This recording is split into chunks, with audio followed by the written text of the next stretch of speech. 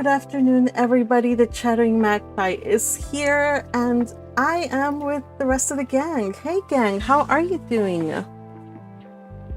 Doing good. I am so happy to hear it. Yay. I don't know how Patrick and Teal are, but I'm assuming you guys are good too. Yeah? Yeah? Very good. Thank you for asking. Yay! Sorry, I was busy writing slander in chat. Patrick, what am I gonna do with you? Strike one! I forgot to grab a drink, so I had to go get it really quick. Oh, shoot, I forgot to get a drink too. Oh, no. Oh, well. And the worst thing is, I just brushed Since everybody's my... getting drinks, Yeah. I'm getting a beer. Well, I'm not gonna get a drink, but I'm just gonna pray and hope that everything is good. The thing is, like, I just ate a snack, I brushed my teeth, and I hopped on the chat, and usually after brushing my teeth, my mouth gets super dry. So here's hoping. And I don't want to get up to get water, so we're just gonna read today. Hopefully there's not a lot of narration today. About that. We regret to inform you. I know, it's all narration, you guys. What am I gonna do? I'm not gonna say that it's mostly white, but it's mostly white. Oh. Okay, you guys. So, Magpie's in trouble, but I shall conjure up some saliva. Because I really am that lazy to get up right now, and I dare not step away from the live. Alright, so here's hoping.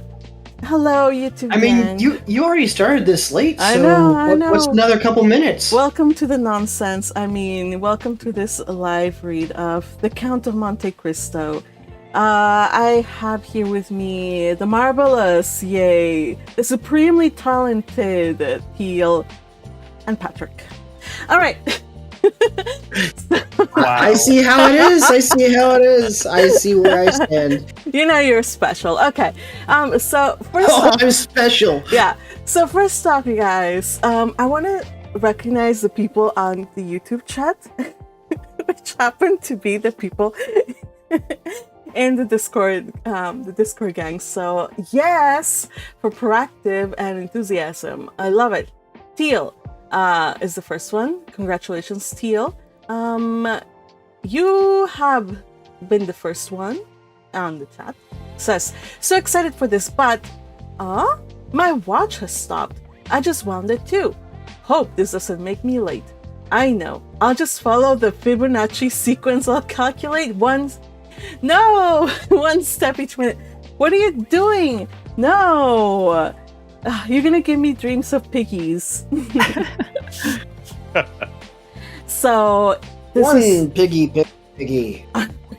Again, if you haven't watched, well, actually, I hadn't watched Secrets of a Silent Witch, but now that I have, I understand the reference. Ooh, I'm excited. Thank you. By the way, Teal is the one that recommended it, and if you haven't watched it, you should watch it.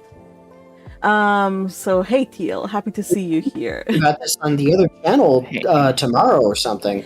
Hush, hush. I'll let them know. Once we get more Get to folks. advertising. Do your job. Patrick, calm down, please. Whoa. Contain yourself. All right. Meanwhile, Yay is patiently come on. waiting for his You're turn acting to as shine. if this isn't normal. Yay, it is your turn to shine. Please read to us what happened on the last time in Count of Monte Cristo. Alrighty. Last time on the Count of Monte Cristo, after 17 months in prison, an inspector came to the prison to check on the conditions. Heading down to the dungeons, he and the governor met with Dantès, who begged only to know the charges against him and for a trial. Dantès told them to check the records of Villefort, still believing the royal lawyer had his best interests at heart, much to his detriment. On the same trip, the inspector met with Abbe Faria, a mad Italian man, who tried to bribe the inspector for his release with 1 million francs for each year of his incarceration, only to have his bribe rejected as an obvious ploy to escape.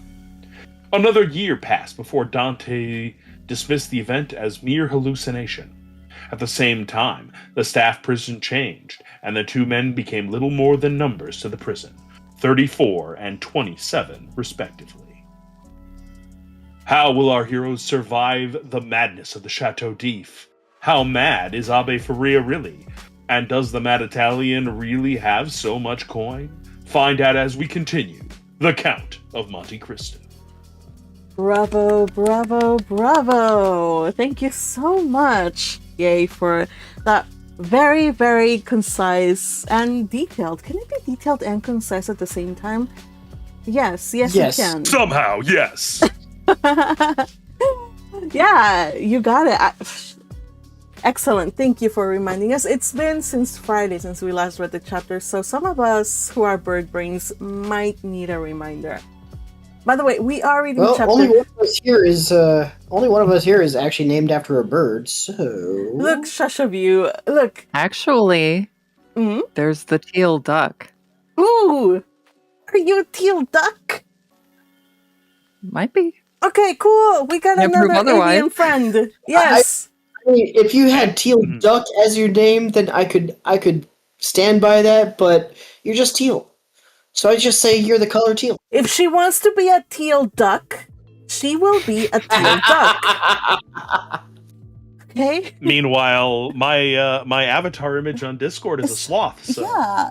A sloth with a hat. not exactly the yes? smartest. Is that a little The hat? little, A little beret? the little green beret. Yes, it's a little Aw. green beret. It's a French sloth.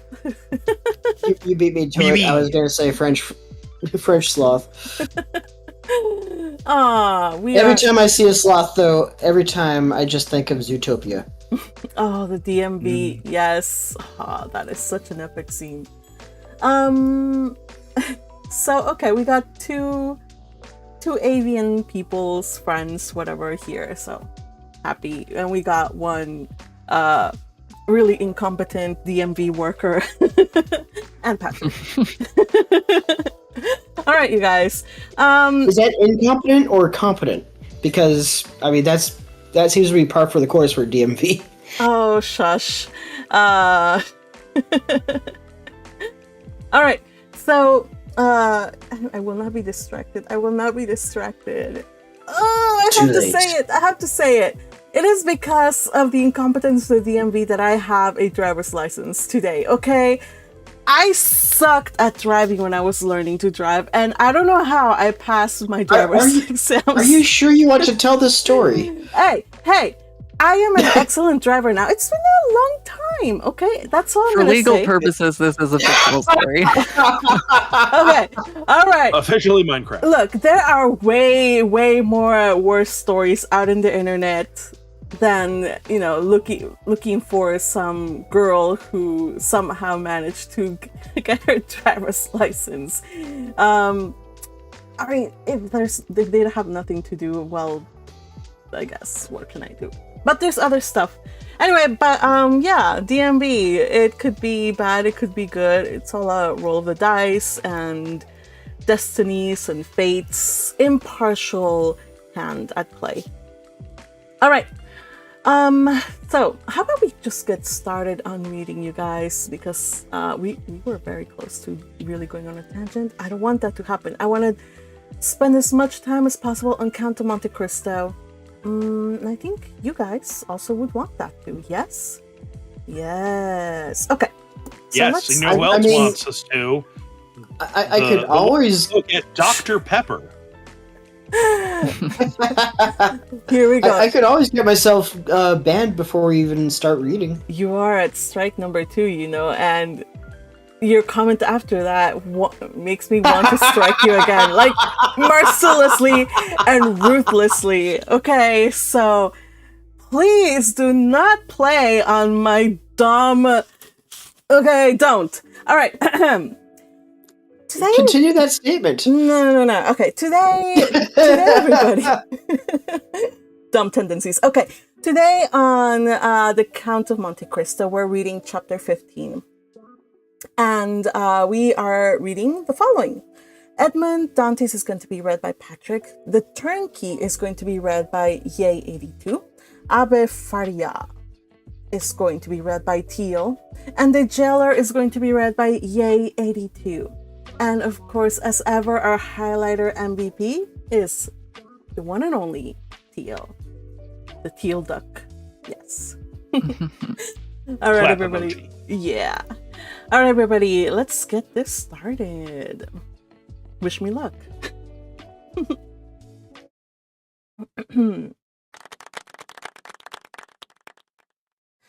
Chapter 15, number 34 and number 27. Dantès passed through all the stages of torture natural to prisoners in suspense. He was sustained at first by that pride of conscious innocence which is the sequence to hope.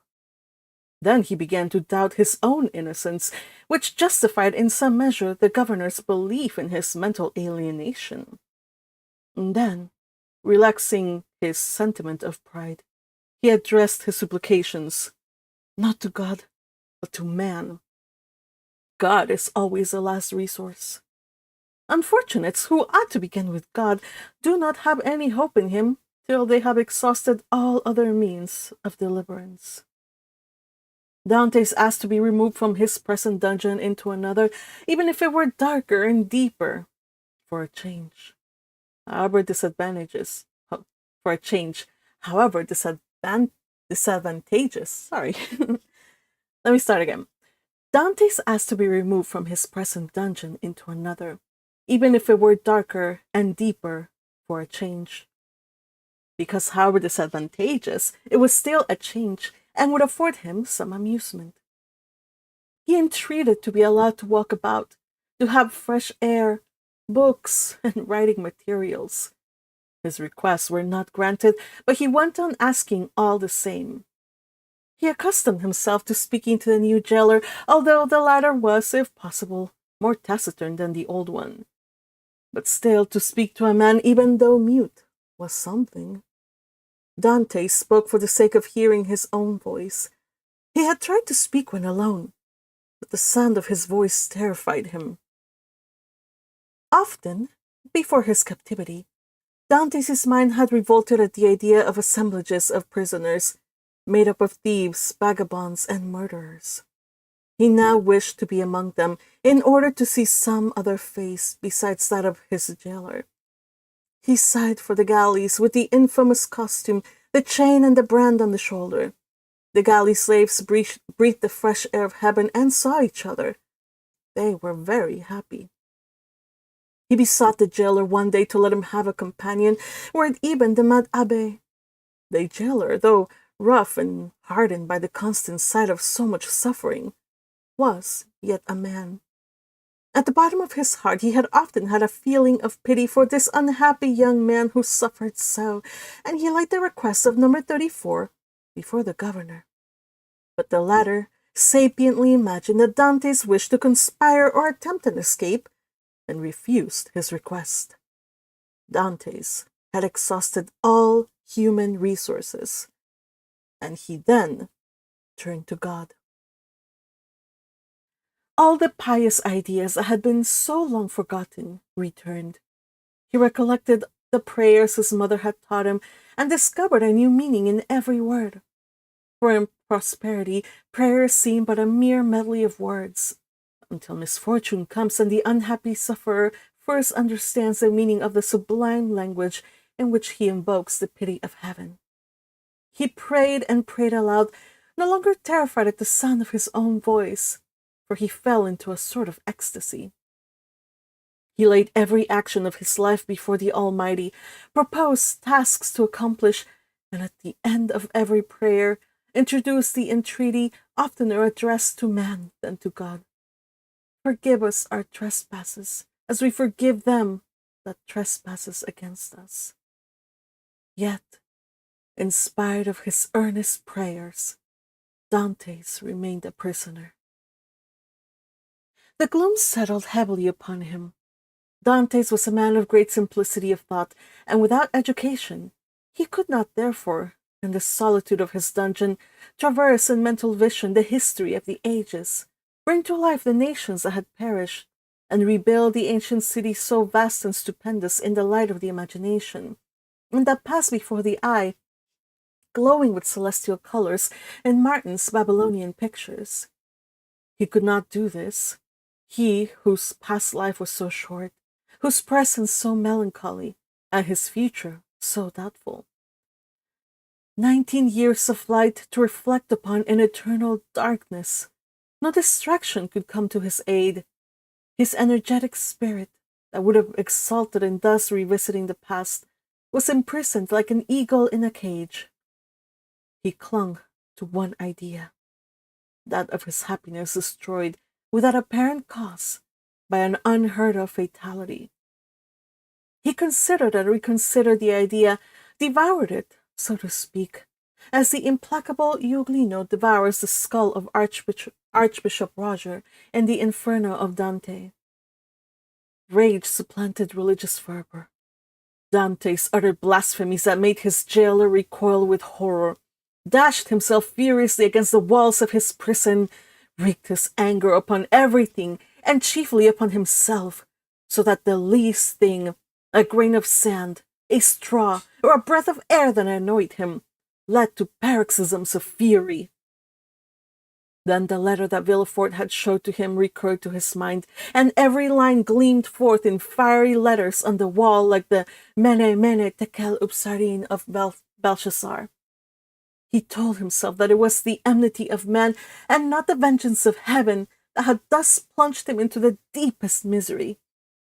He consigned his unknown persecutors to the most horrible tortures he could imagine, and found them all insufficient, because after torture came death. And after death, if not repose, at least the boon of unconsciousness. By dint of constantly dwelling on the idea that tranquility was death, and if punishment were the end in view, other tortures than death must be invented, he began to reflect on suicide. Unhappy he, who on the brink of misfortune broods over ideas like these. Before him is a dead sea that stretches in azure calm before the eye. But he who unwarily ventures within its embrace finds himself struggling with a monster that would drag him down to perdition. Once thus ensnared, unless the protecting hand of God snatch him thence, all is over, and his struggles but tend to hasten his destruction. This state of mental anguish is, however, less terrible than the sufferings that precede or the punishment that possibly will follow. There is a sort of consolation at the contemplation of the yawning abyss, at the bottom of which lie darkness and obscurity. Edmond found some solace in these ideas. After his sorrows, all his sufferings, with their train of gloomy spectres, fled from his cell when the angel of death seemed about to enter. Dantès reviewed his past life with composure and, looking forward with terror to his future existence, chose that middle line that seemed to afford him a refuge. Sometimes, in my voyages when I was a man and commanded other men, I have seen the heavens overcast, the sea rage and foam, the storm arise, and like a monstrous bird, beating the two horizons with his wings. Then I felt that my vessel was a vain refuge, that trembled and shook before the tempest. Soon the fury of the waves and the sight of the sharp rocks announced the approach of death. And death then terrified me, and I used all my strength and intelligence as a man and a sailor to struggle against the wrath of God.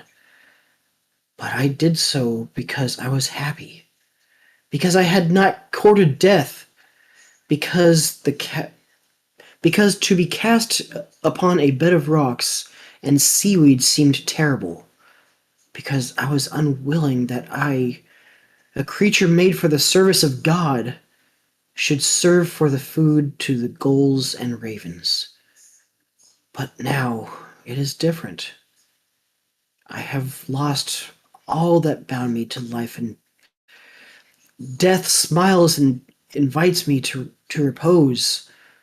I die after my own manner.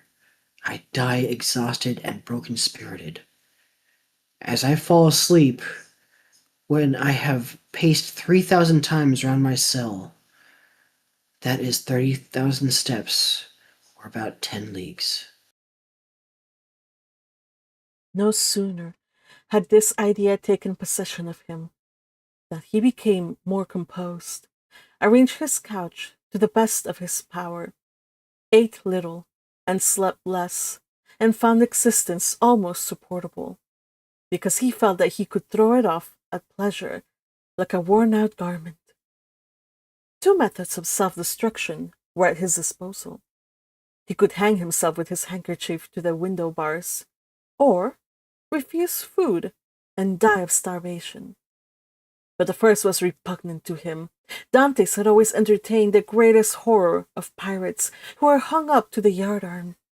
He would not die by what seemed an infamous death. He resolved to adopt the second, and began that day to carry out his resolve. Nearly 4 years had passed away. At the end of the second he had ceased to mark the lapse of time. Dantès said, I wish to die. and had chosen the manner of his death, and fearful of changing his mind, he had taken an oath to die. When my morning and evening meals are brought, I will cast them out of the window, and they will think I have eaten them. He kept his word. Twice a day he cast out, through the barred aperture, the provisions his jailer brought him. At first, gaily, then with deliberation, and at last with regret. Nothing but the recollection of his oath gave him strength to proceed. Hunger made viands once repugnant, now acceptable. He held a plate in his hand for an hour at a time and gazed thoughtfully at the morsel of bad meat, of tainted fish, of black and mouldy bread. It was the last yearning for life contending with the resolution of despair. Then his dungeon seemed less sombre, his prospects less desperate. He was still young. He was only 4 or 25.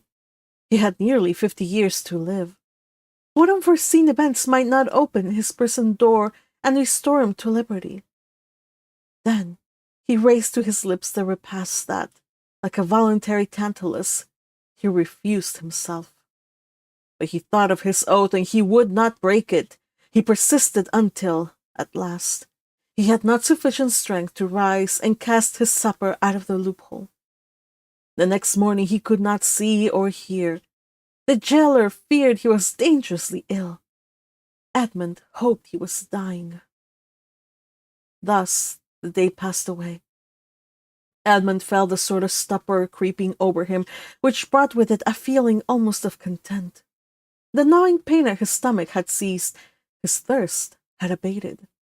When he closed his eyes, he saw myriads of lights dancing before them like the will-o'-the-wisps that play about the marshes.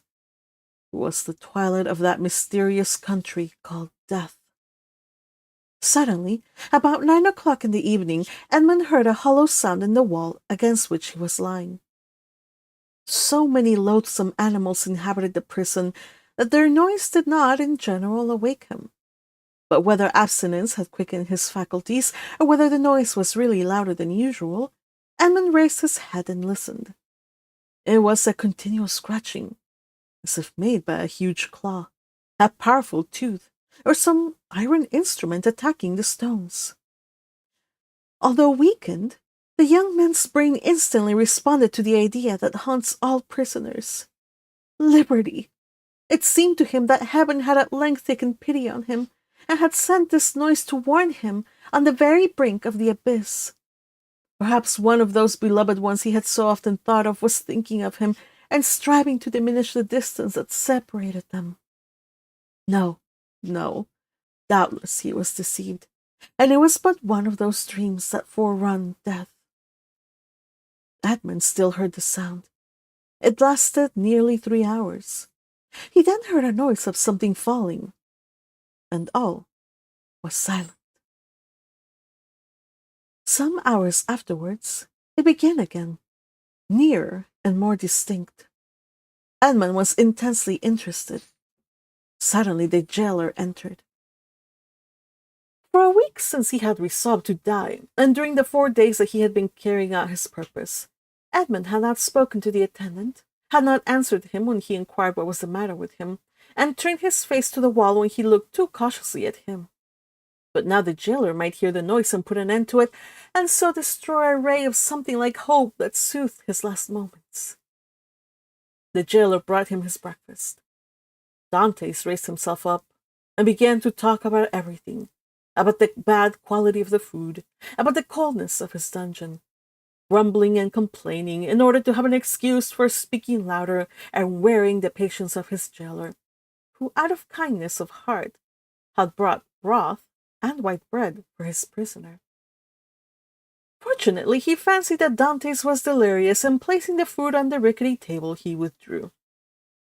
Edmund listened, and the sound became more and more distinct.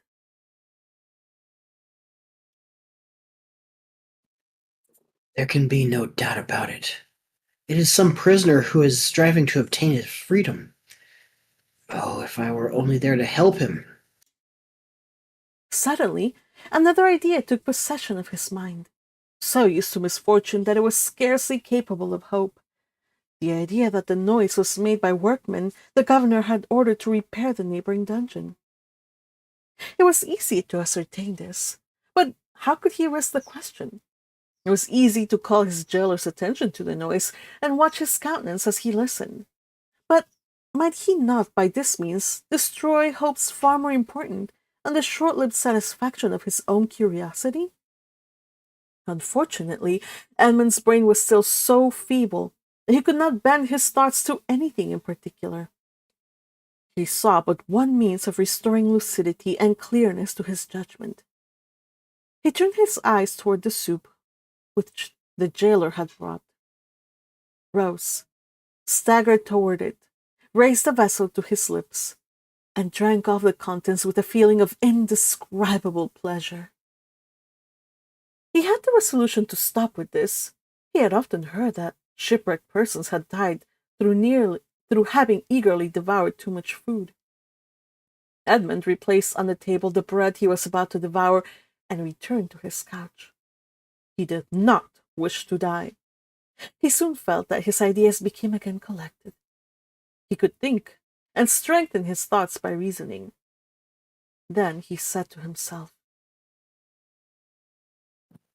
I must put this to the test, but without compromising anybody. If it is a workman, I need to knock against the wall and he will cease to work. In order to find out who is knocking and why he does so, but as his occupation is sanctioned by the governor, he will soon resume it. If on the contrary it is a prisoner, the noise I make will alarm him. He will cease and not begin again until he thinks everyone is asleep. Edmund rose again, but this time his legs did not tremble, and his sight was clear. He went to a corner of his dungeon, detached a stone, and with it knocked against the wall where the sound came. He struck thrice. At the first blow, the sound ceased, as if by magic. Edmund listened intently. An hour passed, 2 hours passed, and no sound was heard from the wall. All was silent there. Full of hope, Edmund swallowed a few mouthfuls of bread and water and, thanks to the vigor of his constitution, found himself well-nigh recovered. The day passed away in utter silence. Night came without reoccurrence of the noise. It is a prisoner, said Edmund joyfully. His brain was on fire, and life and energy returned. The night passed in perfect silence. Edmund did not close his eyes. In the morning, the jailer brought him fresh provisions. He had already devoured those of the previous day. He ate these, listening anxiously for the sound, walking round and round his cell, shaking the iron bars of the loophole, restoring vigor and agility to his limbs by exercise, and so preparing himself for his future destiny. At intervals he listened to learn if the noise had not begun again, and grew impatient at the prudence of the prisoner, who did not guess he had been disturbed by a captive as anxious for liberty as himself. 3 days passed, 72 long, tedious hours which were counted off by minutes. At length, one evening, as the jailer was visiting for the first time that night, Dantès, with his ear for the 100th time at the wall, fancied he heard an almost imperceptible movement among the stones. He moved away, walked up and down his cell to collect his thoughts, and then went back and listened. The matter was no longer doubtful. Something was at work on the other side of the wall. The prisoner had discovered the danger and had substituted a lever for a chisel. Encouraged by this discovery, Edmond determined to assist the indefatigable laborer. He began by moving his bed and looked around for anything with which he could pierce the wall, penetrate the moist cement, and displace a stone. He saw nothing. He had no knife or sharp instrument. The window grating was of iron, but he had too often assured himself of its solidity. All his furniture consisted of a bed, a chair, a table, a pail, and a jug. The bed had iron clamps, but they were screwed to the wood, and would have required a screwdriver to take them off. The table and chair had nothing. The pail had once possessed a handle, but that had been removed. Dantès had but one resource, which was to break the water jug, and with one of the sharp fragments attack the wall. He let the jug fall on the floor, and it broke into pieces. Dantès concealed 2 or 3 of the sharpest fragments in his bed, leaving the rest on the floor. The breaking of his jug was too natural an accident to excite suspicion. Edmond had all the night to work in, but in the darkness he could not do much, and he soon felt that he was working against something very hard. He pushed back his bed and waited for day. All night he heard the subterranean workman, who continued to mine his way. Day came. The jailer entered. Dantès told him that the jug had fallen from his hands while he was drinking, and the jailer went grumblingly to fetch another, without giving himself the trouble to remove the fragments of the broken one. He returned speedily, advised the prisoner to be more careful, and departed. Dantès heard joyfully the key grate on the lock. He listened until the sound of steps died away, and then, hastily displacing his bed, saw by the faint light that penetrated into his cell that he had labored uselessly the previous evening in attacking the stone, instead of removing the plaster that surrounded it. The damp had rendered it friable, and Dantès was able to break it off, in small morsels, it is true, but at the end of half an hour he had scraped off a handful. A mathematician might have calculated that in 2 years, supposing that the rock was not encountered, a passage 20 feet long and 2 feet broad might be formed. The prisoner reproached himself with not having thus employed the hours he had passed in vain hopes, prayer, and despondency. During the 6 years that he had been imprisoned, what might he not have accomplished? The idea imparted new energy, and in 3 days he had succeeded, with the utmost precaution, in removing the cement and exposing the stonework. The wall was built of rough stones, among which, to give strength to the structure, blocks of hewn stone were at intervals embedded. It was one of those he had uncovered, and which he must remove from its socket. Dantès strove to do this with his nails, but they were too weak. The fragments of the jug broke, and after an hour of useless toil, Dantès paused with anguish on his brow. Was he to be thus stopped at the beginning, and was he to wait inactive until his fellow workman had completed his task? Suddenly an idea occurred to him, He smiled, and the perspiration dried on his forehead. The jailer always brought Dantès' soup in an iron saucepan. This saucepan contained soup for both prisoners, for Dantès had noticed that it was either quite full or half empty, according as the turnkey gave it to him or to his companion first. The handle of this saucepan was of iron. Dantès would have given 10 years of his life in exchange for it. The jailer was accustomed to pour the contents of the saucepan into Dantès' plate, and Dantès, after eating his soup with a wooden spoon, washed the plate, which thus served for every day. Now, when evening came, Dantès put his plate on the ground near the door. The jailer, as he entered, stepped on it and broke it. This time he could not blame Dantès. He was wrong to leave it there, but the jailer was wrong to not have looked before him. The jailer therefore only grumbled. Then he looked about for something to pour the soup into. Dantès' entire dinner service consisted of one plate. There was no alternative. Leave the saucepan. You can take it when you bring my breakfast.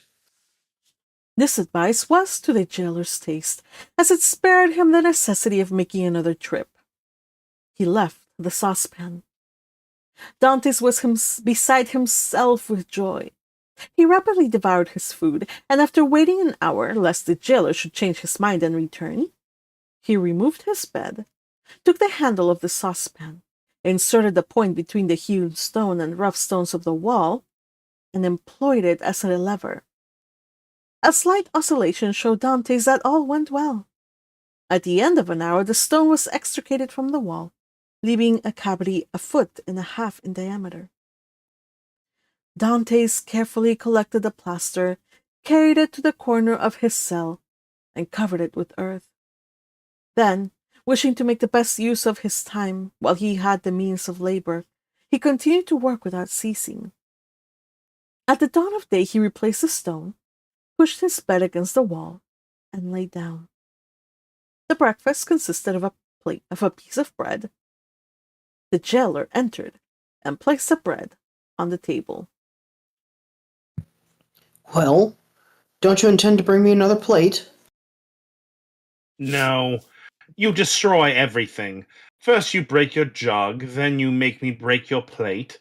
If all the prisoners followed your example, the government would be ruined. I shall leave you the saucepan and pour your soup into that. So for the future, I hope you will not be so destructive.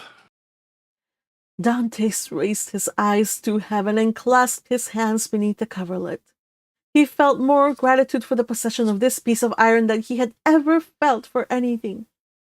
He had noticed, however, that the prisoner on the other side had ceased to labor. No matter. This was a greater reason for proceeding. If his neighbor would not come to him, he would go to his neighbor. All day he toiled on untiringly, and by the evening he had succeeded in extracting 10 handfuls of plaster and fragments of stone. When the hour for his jailer's visit arrived, Dantès straightened the handle of the saucepan as well as he could, and placed it in its accustomed place. The turnkey poured his ration of soup into it, together with the fish, for thrice a week the prisoners were deprived of meat. This would have been a method of reckoning time, had not Dantès long ceased to do so. Having poured out the soup, the turnkey retired. Dantès wished to ascertain whether his neighbor had really ceased to work. He listened. All was silent, as it had been for the last 3 days. Dantès sighed. It was evident that his neighbor distrusted him. However, he toiled on all the night without being discouraged, but after 2 or 3 hours he encountered an obstacle. The iron made no impression, but met with a smooth surface. Dantès touched it and found that it was a beam. This beam crossed, or rather blocked up, the hole Dantès had made. It was necessary, therefore, to dig above or under it. The unhappy young man had not thought of this. Oh my God, my God! I have so earnestly prayed to you that I hoped my prayers had been heard.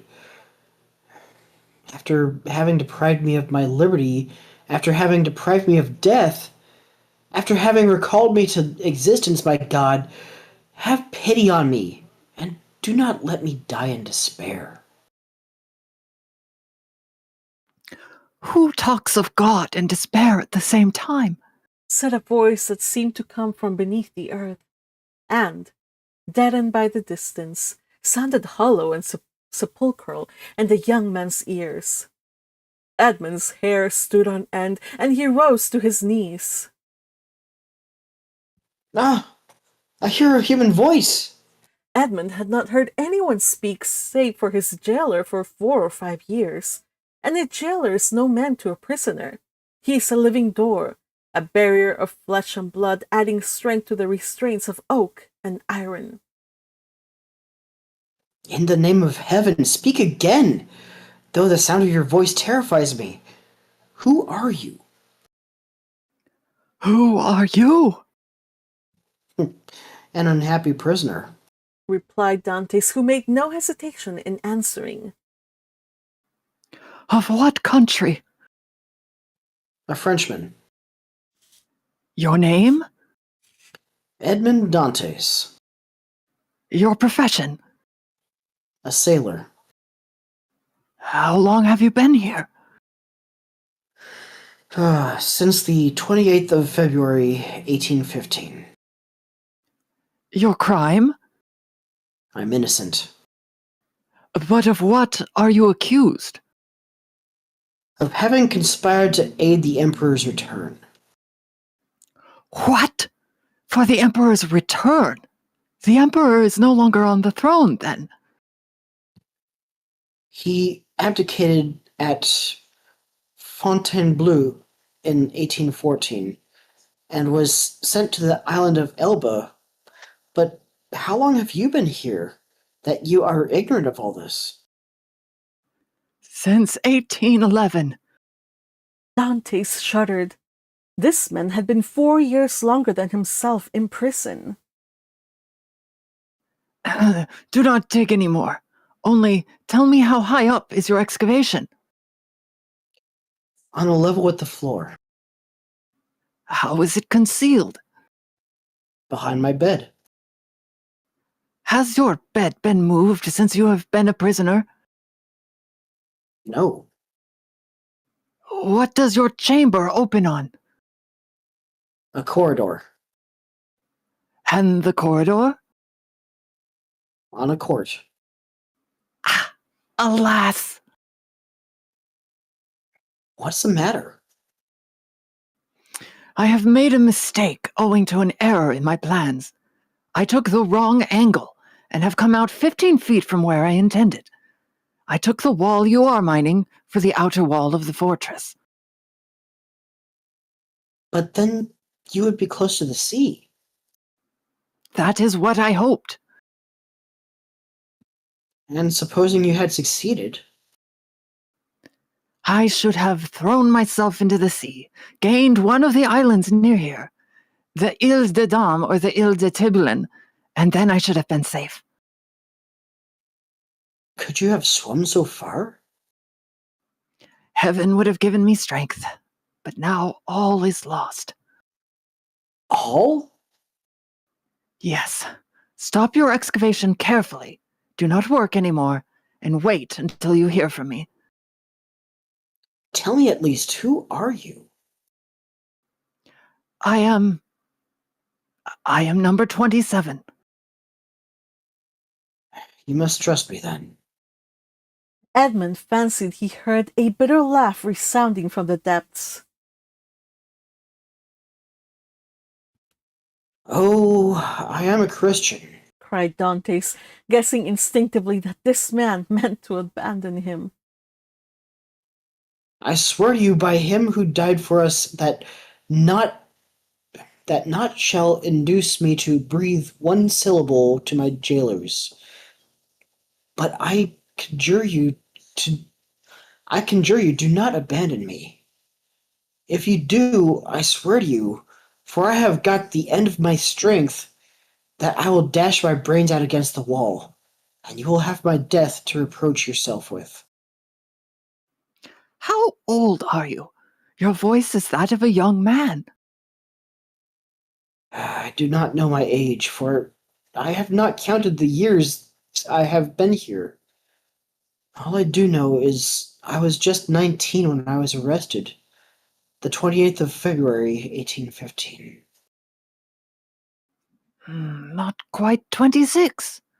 At that age, you cannot be a traitor. Oh, no, no! I swear to you again, rather than betray you, I would allow myself to be hacked to pieces. You have done well to speak to me and ask for my assistance, for I was about to form another plan and leave you. But your age reassures me. I will not forget you. Wait, How long? I must calculate our chances. I will give you the signal. But you will not leave me. You will come to me, or you will let me come to you. We will escape, and if we cannot escape, we will talk. You of those whom you love, and I of those whom I love. You must love somebody. No, I am alone in the world. Then you will love me. If you are young, I will be your comrade. If you are old, I will be your son. I have a father who is 70 if he yet lives. I I only love him and a young girl called Mercedes. My father has not yet forgotten me, I am sure, but God alone knows if she still loves me. I shall love you as I loved my father. It is well. Tomorrow.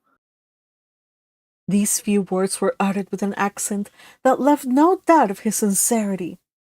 Dantès rose, dispersed the fragments with the same precaution as before, and pushed his bed back against the wall. He then gave himself up to his happiness. He would no longer be alone. He was perhaps about to regain his liberty.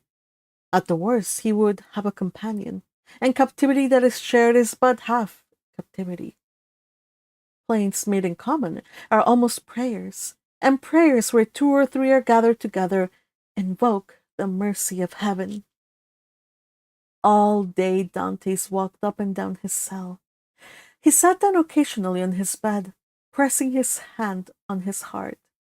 At the slightest noise he bounded towards the door. Once or twice the thought crossed his mind that he might be separated from this unknown, whom he loved already. And then his mind was made up. When the jailer moved his bed and stooped to examine the opening, he would kill him with his water jug. He would be condemned to die, but he was about to die of grief and despair when this miraculous noise recalled him to life. The jailer came in the evening. Dantès was on his bed. It seemed to him that thus he better guarded the unfinished opening. Doubtless there was a strange expression in his eyes, for the jailer said, Come, are you going mad again? Dantès did not answer. He feared that the emotion of his face would betray him. The jailer went away shaking his head. Night came. Dantès hoped that his neighbor would profit by the silence to address him, but he was mistaken. The next morning, however, just as he removed his bed from the wall, he heard 3 knocks. He threw himself on his knees. Is it you? I'm here. Is your jailer gone? Yes, he will not return until the evening, so that we have 12 hours before us. I can work then. Oh, yes, yes, this instant, I entreat you. In a moment, that part of the floor on which Dantès was resting his 2 hands, as he knelt with his head on the opening, suddenly gave way.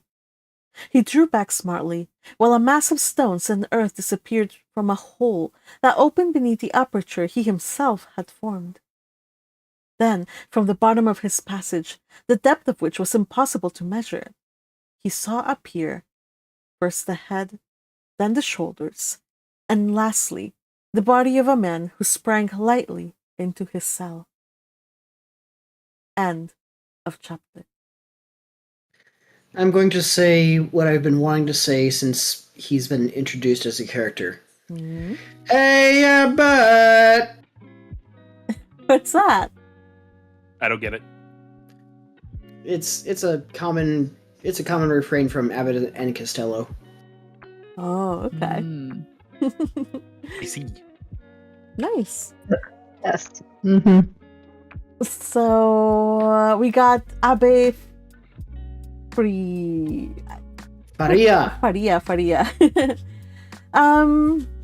By the way, welcome to those of you who joined us while we were reading. We have Little Butterfly. Hello, Butterfly and Crusher. And Hello. Crusher. Greetings. Welcome, Yes, welcome. it is I. Yes. Glad you made it safely.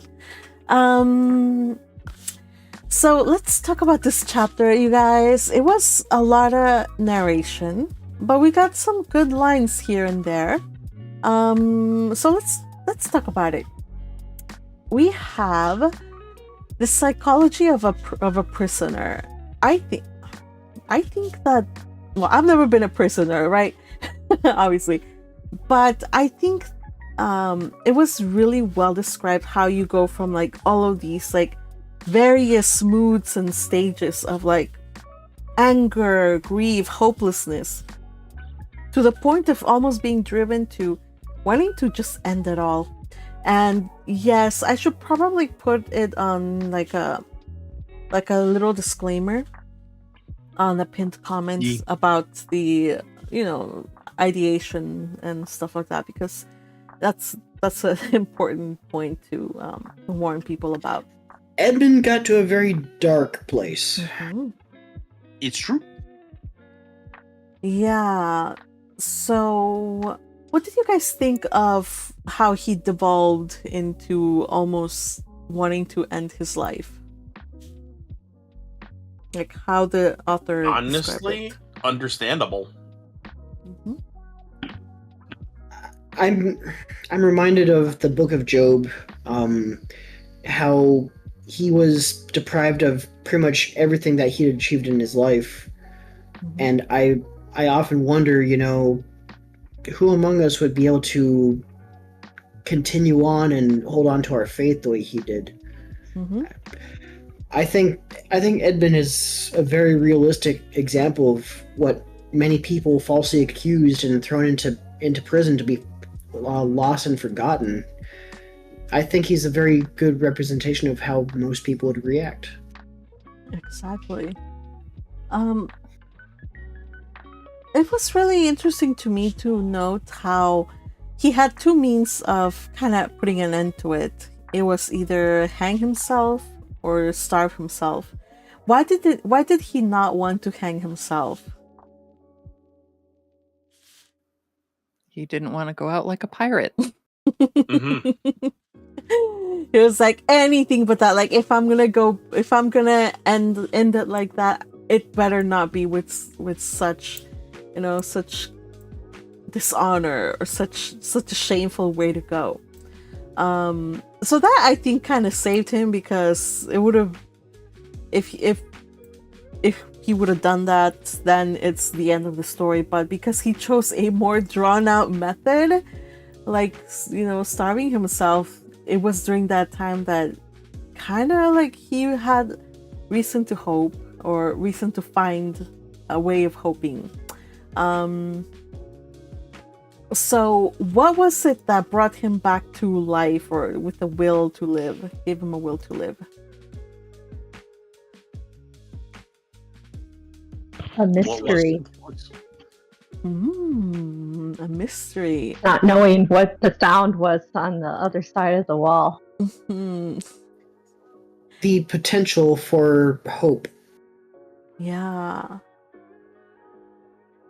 So as always, it says like even if it weren't like conducive to liberty, just being able to be in contact with somebody, just anybody, a fellow sufferer, it would have been such a great boon for him, for whom I think just being in isolation, this means of keeping people by themselves in confinement, solitary confinement, it's got to be so rough, you guys.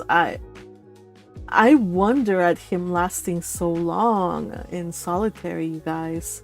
But yeah, by the grace of God, he was able to get through it narrowly. By the way, I want to share, Crusher had some AI generated stuff. So let's see what the machine dreamed up today. So we have instances of Dantès. Yes, isolated in prison, Dantès is consumed by despair. He prays, but then falls into a rage and a desire for vengeance. Desperate, he resolves to starve himself or unalive himself. He pulls away a stone. Someone is on the other side. He breaks his water pitcher. Using the handle, he chips away at the stone wall. Yeah, that's a good first half of the story. Anything else about this chapter that you thought was interesting or you want to remark upon?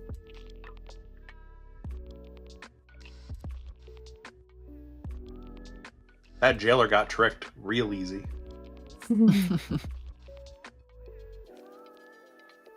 Well, I gotta say, it was nice of the jailer, though, to leave him the saucepan. Like, yes, we need that. And also, he was like, how dare you break your jug?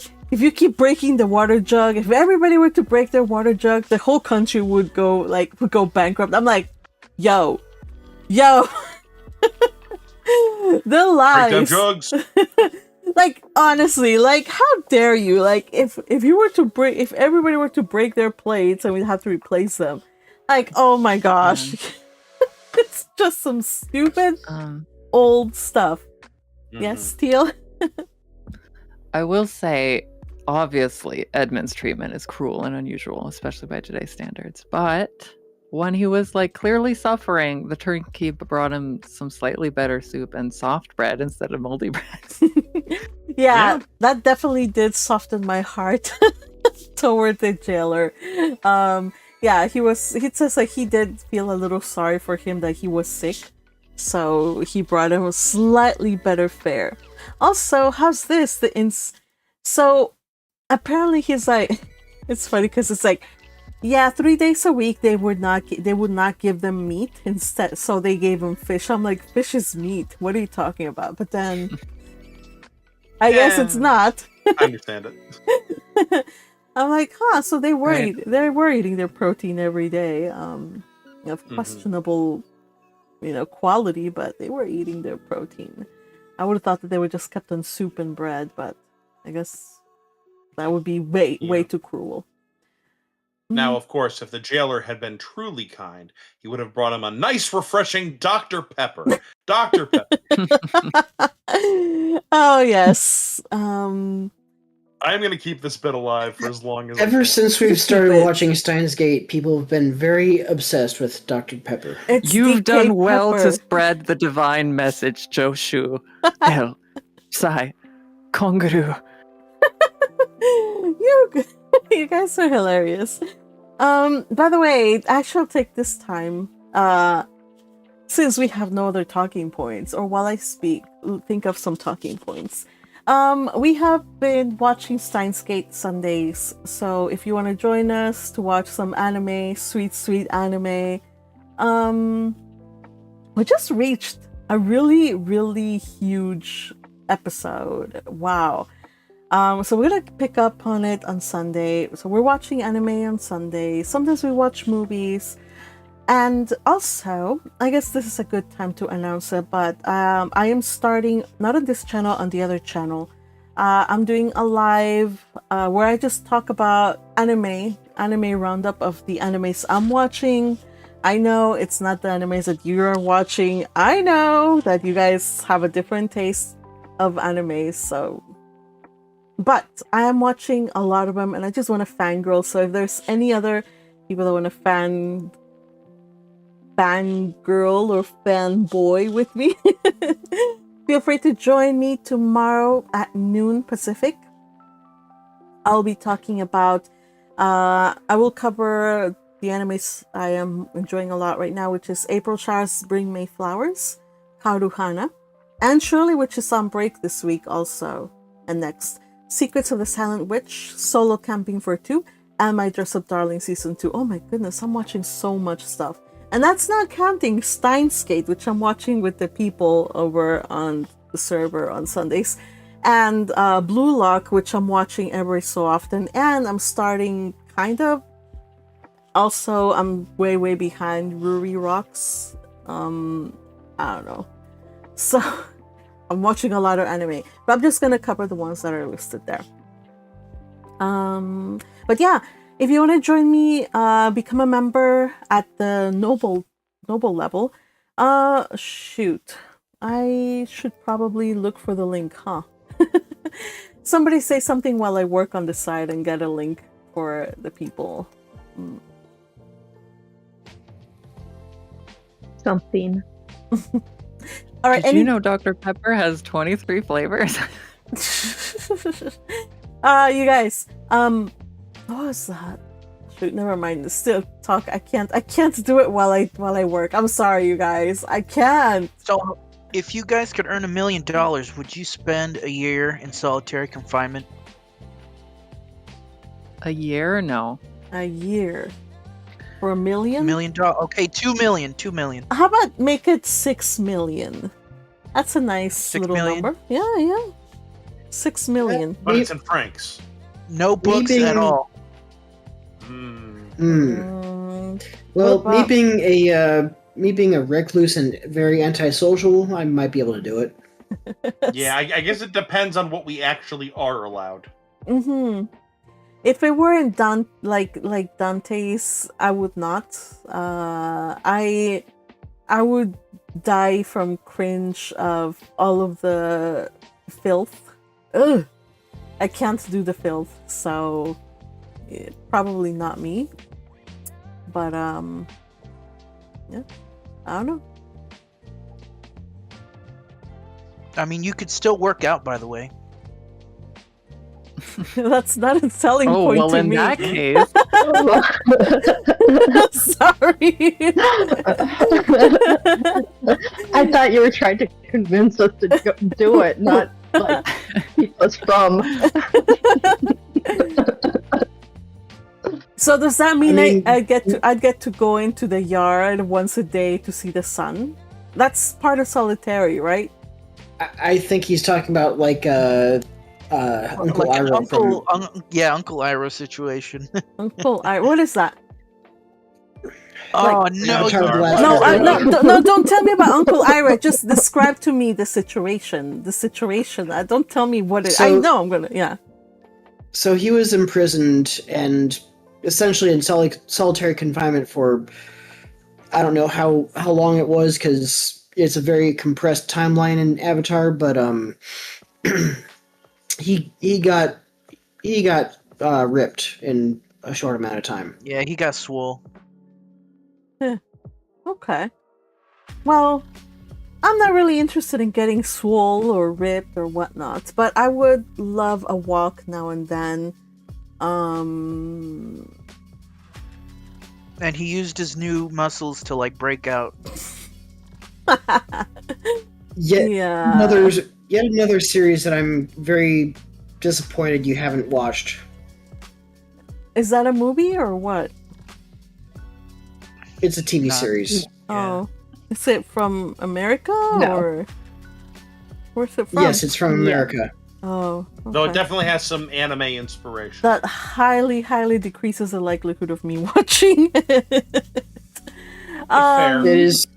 It is one of the greatest cartoon series. I can't say from our generation, but it's a lot of millennials love that series. Okay. Yes. Okay. All I right. can say from my generation. All right. Yeah. Okay. Millennials, where you're That's at. really good. All right. It's really good. I'll keep There's it in also mind. angst. So It's a romantic angst. yes. Ah. Nice. No, it's pronounced ang. Oh, You know what, Teal? I know it was genius, but it just went over my head, and I just have to say I'm glad that everybody else the main character's appreciated. name is Ang, so just drop the ST. All right. So as you guys can see, we have all kinds of thoughts about the Count of Monte Cristo, you guys. Anything else that we need to point out for this chapter? What do you guys think? Well, I can't even ask what do you guys think will happen because we watched the movies. However, I have a feeling that it's going to play out a little different than the movies. I don't know. Every movie treated this part a little different in a way. Like, there was one version where Dantès did not know how to read, and he spent his time getting trained kind of like in all kinds of martial arts and all kinds of 2002. things. Yep. Martial arts and stuff. I did notice one big difference from that version, which was that Edmond is still proclaiming that he is a Christian, as opposed to the movie version where he has abandoned his faith by this point. Mm-hmm. I wonder at what point he is, if he is going to abandon his faith. That's what I'm wondering. Will he come to a point where he abandons it, or is this further proof that his faith sustained him, and now that he's gotten past the darkest part, or so we hope that he's past his darkest point, that he will no longer have reason to cast off or to even contemplate casting off his faith. So one thing is for sure, like, there's a difference, I think there's a difference between like feeling angry and petulant, like when things don't go your way. And I wonder, and there's another one when you just absolutely just cast off your faith. I wonder which exactly this was. I don't think it was. Well, I got my answer because he didn't abandon or disavow his faith.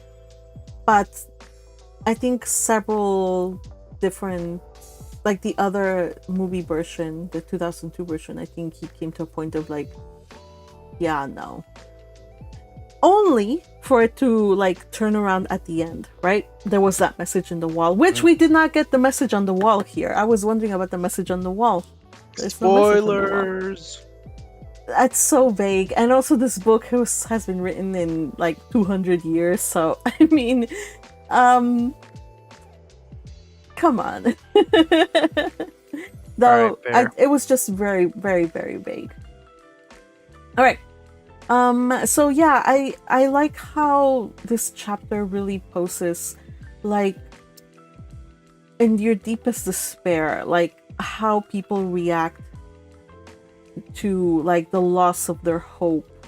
And it went very detailed into describing like the state of the human mind and the state of the human spirit as it is slowly being broken, and how faith and hope play a role into that, in guarding one from falling into despair and self-destruction. And I'm gonna say this, and you can take it or leave it, but as a Christian, I believe that these things are important, because we're all gonna go through very, very hard times in life. But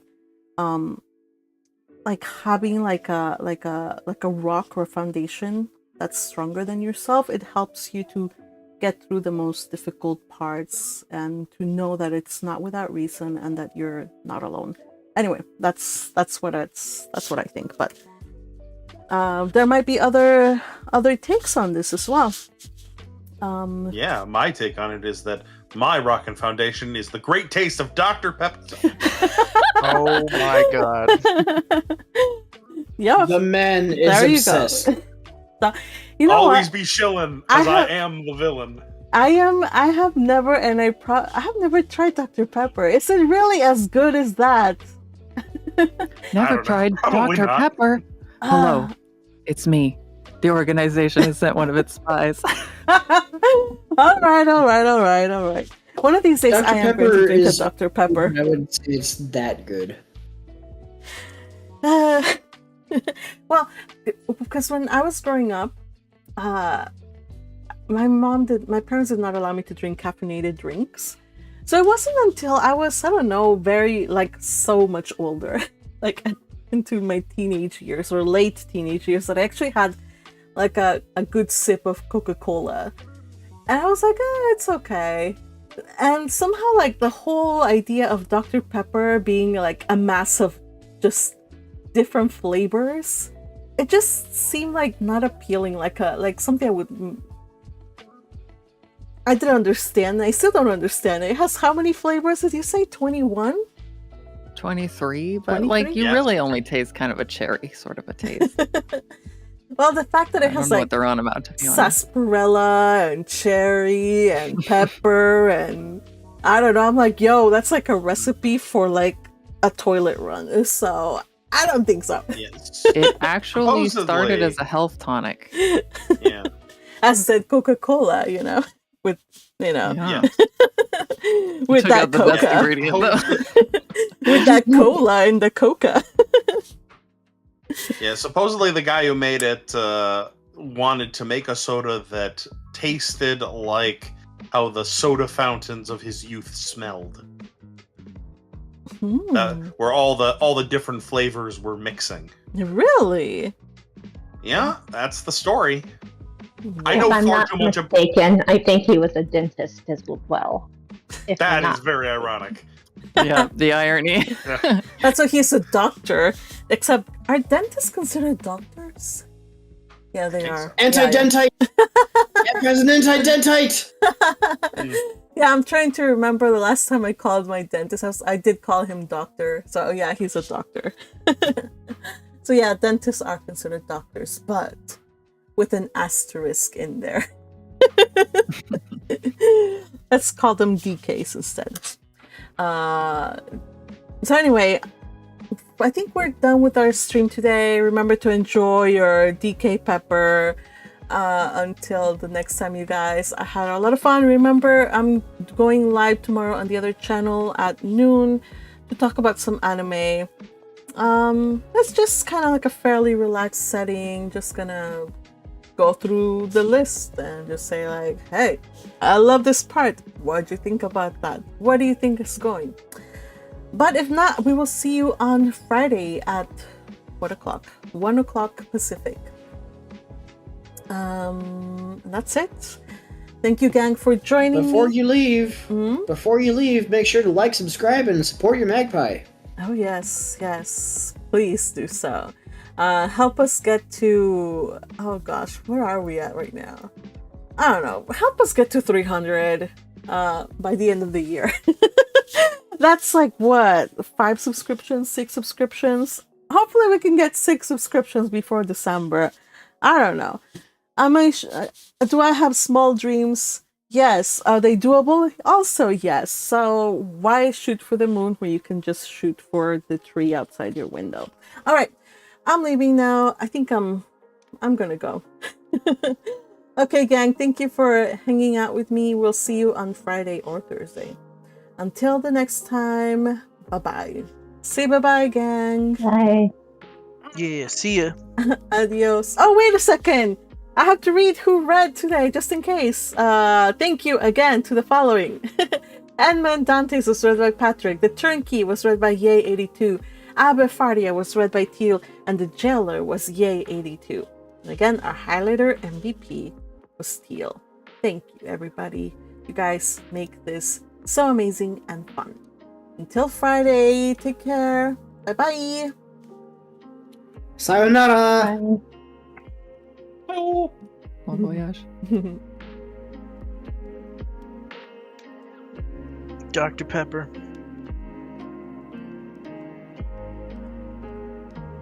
You know what is my drink of choice though? Growing up, I was I think